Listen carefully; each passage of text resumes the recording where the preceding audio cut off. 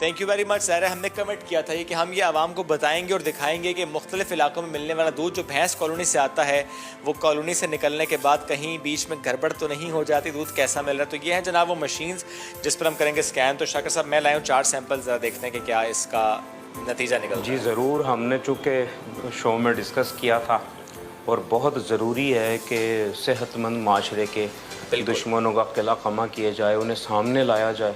तो हम समझते हैं कि ये होना चाहिए ज़रूरी। हम बाड़े पर गए, हमने वहाँ से ताज़ा दूध लिया और इस ताज़ा दूध की क्वालिटी है क्या, ये सबसे पहले हम चेक करेंगे। और इसके बाद जो दीगर दुकानों से हम दूध लेकर आए हैं कराची के मुख्तलिफ इलाकों से, हम वो चेक करेंगे, फिर कंपैरिजन हो पाएगा।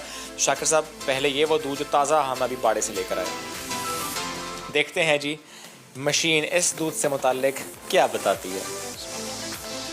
इसे चेक करके पानी मिला के हम इसी में चेक करेंगे। सही।